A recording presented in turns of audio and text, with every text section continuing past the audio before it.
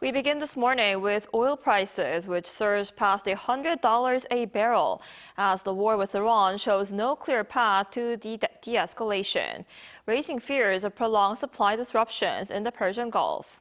Iran's new supreme leader signaled continued attacks and hinted at using the Strait of Hormuz as leverage, while U.S. President Donald Trump stressed stopping Tehran's nuclear ambitions remains the top priority.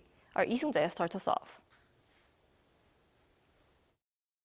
Oil prices surged back to the $100 per barrel level on Thursday as the war with Iran showed no clear signs of ending, heightening fears of prolonged disruptions to global energy supplies.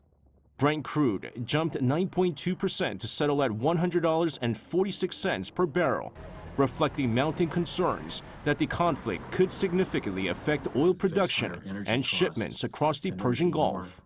Analysts warn that any sustained disruption in the region, which accounts for a large share of the world's crude exports, could trigger a renewed surge in global inflation and weigh on economic growth.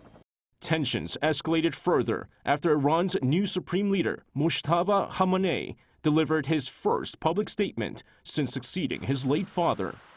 In an address, he said Iran would continue attacks on Gulf Arab neighbors and suggested the effective closure of the Strait of Hormuz could be used as leverage against the United States and Israel.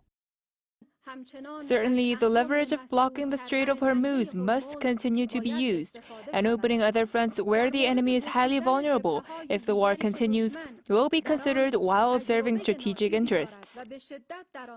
Khamenei also called on regional governments to shut down U.S. military bases on their territory, signaling a potentially broader confrontation.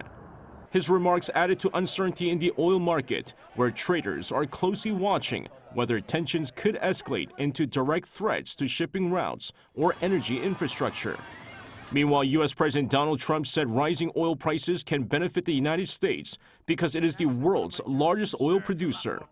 However, in his Truth Social post, he emphasized that preventing Iran from obtaining nuclear weapons remains his administration's top priority, warning that he would not allow Tehran to destabilize the Middle East or pose a wider global threat. Seung-jae, ArirangNews.